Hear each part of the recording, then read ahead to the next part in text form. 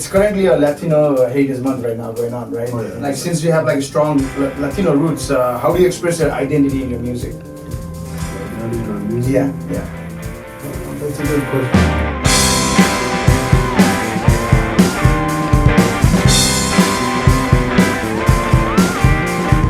Hi guys, what's up? This is your host AP. Welcome to Long Beach Live Sessions Post Interview. Today we're joined with the amazing Spanish rock band from Los Angeles and Long Beach area, beautiful Desastres. Just let you guys tell you the story, small story, how I met these guys. Like, we played a show together at Doll Hut a long time ago when Long Beach Sounds and Calibrated Productions were doing shows at Clancy's. That's how we got these guys in the Clancy's show, and they fucking like pretty much have a blast. So we had a blast. It was an amazing show. Also, please don't forget to check out their live session if you guys missed out. It's gonna be on youtube.com/@Calibrated Productions. Make sure just please like and subscribe, like our channel, and please these guys too, and Long Beach Sounds. Yes. All right. So without any further delay, moving to the question, I want to ask you guys, like, how do you guys start playing together? Well, we were kind of on and off. At first, there was different musicians, but there was only like a few that stayed. And then eventually he came along and Oscar was playing the bass. I was doing my own thing, and then we would get together with this group of friends and we would jam out, and then it would break apart because there was no focus. So eventually, the last time when I came back to jam out with these guys, he had moved on to the guitar. And then at that point, I was in a mood to like start writing music. I always liked Spanish rock, but all the time when I heard like Spanish rock, it was like, the ones that we've been hearing for a long time. And then so he brought a guitar style that I really liked, a little like old school. An old school style, and I was like, hey, we can probably make something work out, something like a psychedelic, something different. So we started jamming out again, and then getting the pieces together and writing music, and then then Mike joined us shortly. Just a few weeks ago. Been a great helmet, just getting into it, but it's been good. You guys sound right so far. You guys have played a lot of shows together. So what has been your favorite venue, and what's your dream venue? I mean, the one so far right now that we've always liked coming back to has been the DVA. Yeah, nice. It's always, it's always been good to us, and we've always had a good time there. Sounds always good. Like I said, we've always had a good time there. Same thing. I always love playing at the PBA. Saturday nights, especially. Lots of people from the downtown just come and see the music. So a new vibe with it a lot. And I would love to play, of course, any big concert hall, but like the Gibson Amphitheater or something like that. Nice. Cool, I don't want something too big, but festivals like Wembley, bro. Wembley. Wembley. How many? Or Madison Square Garden. Oh yeah. The Garden. Cool. I listened to your song Manejando Fumando. That's a beautiful song. I love that song. But you guys recently released that single, right? That's a single song. That was the most recent. And so how were you inspired to create that song? I drive a lot for my work, so I'm always stuck in traffic. And I always see like all the stuff that's going on, other people. I always had that in mind. I always wanted to make a song about LA traffic.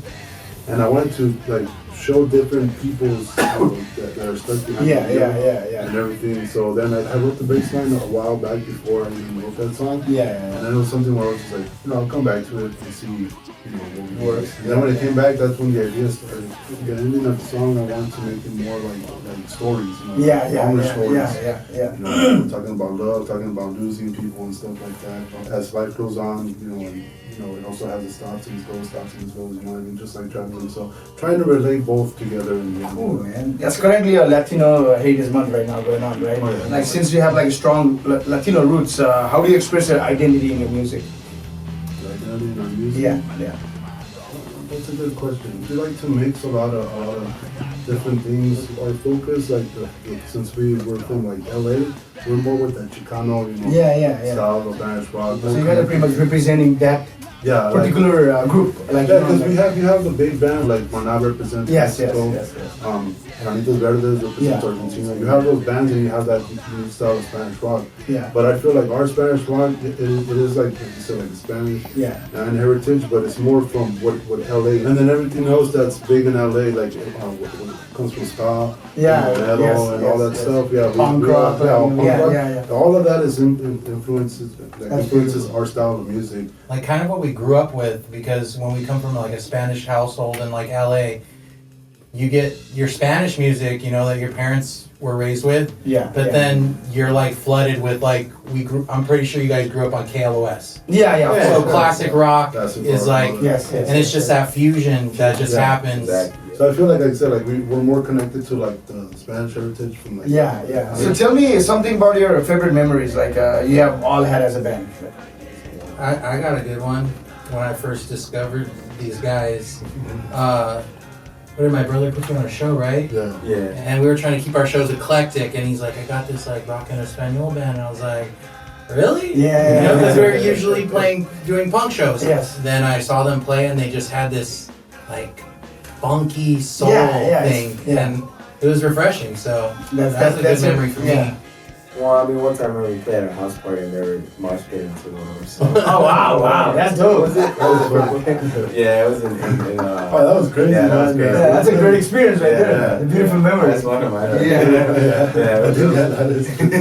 That was pretty crazy. Yeah. But what future do you think it holds for you guys? I want to like build something that we can use to influence, you know, and to be able to like reach more people. Our music, I would like our music to be able to change, to make people think, and to and to be influenced by certain things and stuff like that, and also to be able to help people. You know what I mean? And especially the way that we play, we want to give a show that takes you away from your problems. That's you know? beautiful. I feel like that's all music should be. I feel like a lot of people, there's a lot of problems. Everybody just has problems, and Yes, as time goes, it gets crazier. So it's just something more to disconnect and trying to touch, something that you can feel. And, It's not about like listening to the song and poking your problems. It's like disconnecting with your problems and like letting that song takes you wherever it takes you, right? Because I mean, whatever the money comes, you know how music is. The grind is tough, but if your music is able to get out there and be able to touch people, that to me that would mean a lot. To be able to have someone come to me and be like, hey man, I went through some rough times and your music helped me through it. And I'm like, hey man, that's great, because that's exactly why. That's beautiful. I wrote this kind of. That's I wrote this for the people, So to be able to have a Spanish rock where it's more like down to earth, Yeah. Well, we're pretty much also almost at the end of the questions. Like, if you guys wanna. Yeah, we have some shows coming up. 30th, we're gonna be in North Hills, and then Mike. We got Planet Terror Halloween weekend with these guys. Apollo 3, I'm sure you've seen it on Long Beach live session, so it's gonna be a all-out Halloween blowout. It's so amazing, like everybody just have become a family, like I know like Apollo 3, like Children of Eden, you guys, exactly, like it's becoming a big circle, man, and I love that. So thank you so much, guys, for doing this. I really appreciate it for coming in, we're making it like possible. And also for all the audience, don't forget our studio is open for booking. If you want to know the studio hours, the rates and everything, please reach us out for your next project. We also do specialize in a music video, rehearsing for a show, anything. You just name it and we'll be here. And also please make sure check the band's live set on our YouTube channel, right? And please like and subscribe to our channel, because that's how we thrive, right? And follow the band on their social media. Show some love for the local artists, man. And from this, we will say bye-bye. Take care. Ciao.